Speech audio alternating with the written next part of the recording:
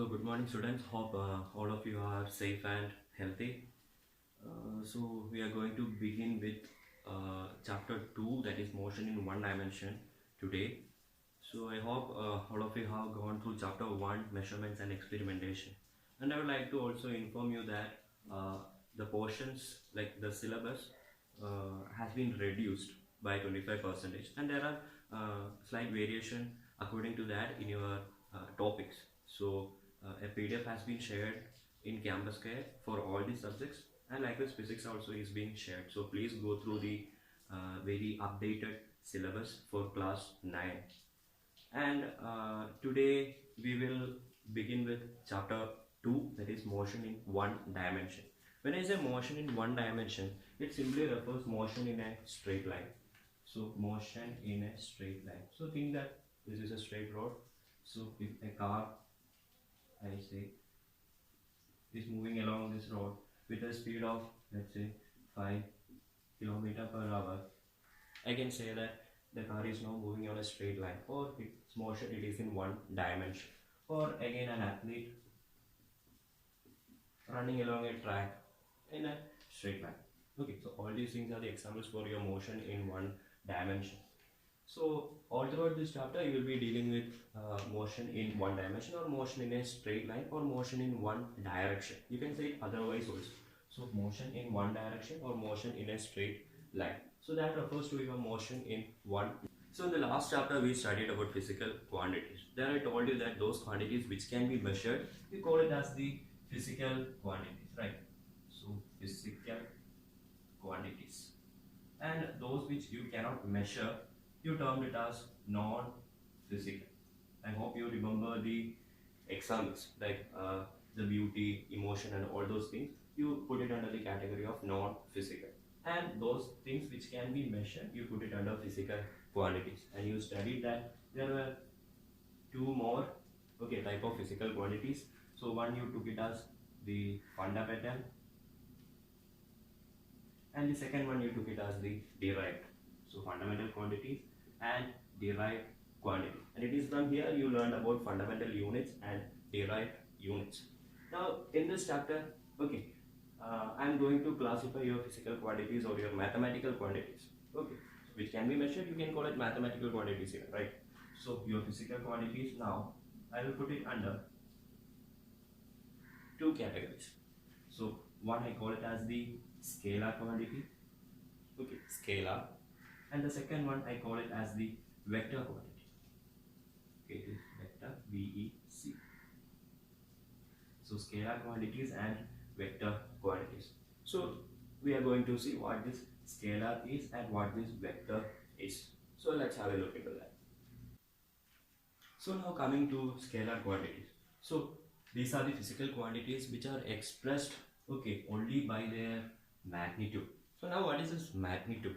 So suppose I said that the length of this line, it is equal to 5 centimeter. I will say that this 5, which is a numerical value of the length, you call it as the magnitude. And the centimeter, of course it is its unit. So the unit, according to the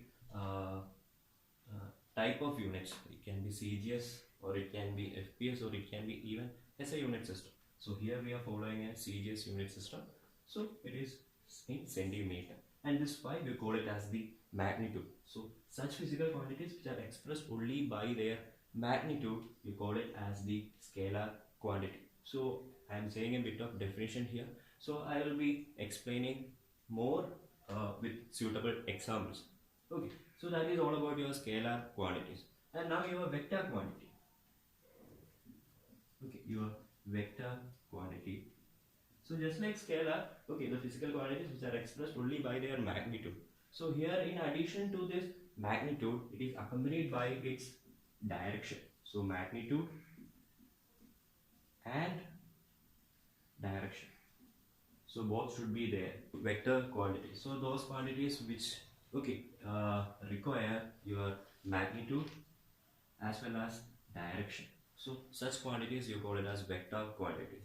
So in scalar you just only need to know the magnitude, but here you need to have both magnitude as well as the direction.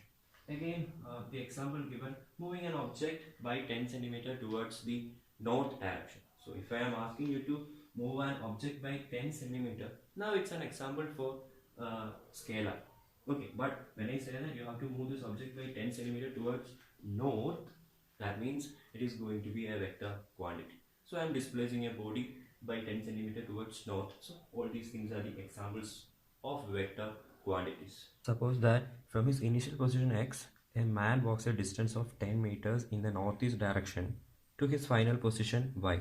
So you could see on the diagram x and y. So he is moving from x and y a distance of 10 meter in northeast direction. So the displacement of the man here is a vector quantity. So displacement refers to the shortest distance between the path traveled, or the distance between initial and the final point. So the displacement of the man is a vector quantity, as it is a quantity which has both magnitude of 10 meter and a direction of northeast. Without this information, the picture is incomplete. For example, if you are only told that the man walks 10 meters, it can be towards east, it can be towards north, it can be towards west. So all those possibilities are there. So the picture is incomplete. So if uh,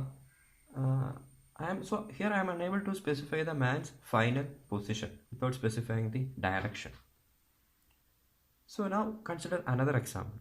Okay, suppose think that a car is traveling 2 km towards east, then 2 km towards north, and then 2 km towards the west. So as you could see on the diagram, again the total distance covered by the car is 2 km plus 2 km plus 2 km, that will be equal to 6 km. However, the net displacement of the car is 2 km north. So the distance between initial and the final. So that is nothing but 2 km north. So the net distance traveled is a quantity which has only a magnitude. So the distance, it's a scalar quantity. But the displacement, it's a vector quantity. It has both a magnitude and a direction. And it tells us the final position relative to the initial position. So these are the basic ideas about your the scalar quantities and the vector quantities. So more examples, if you could look, a list of scalar quantities and vector quantities is given. So the remaining things or the quantities we will be explaining in the next class.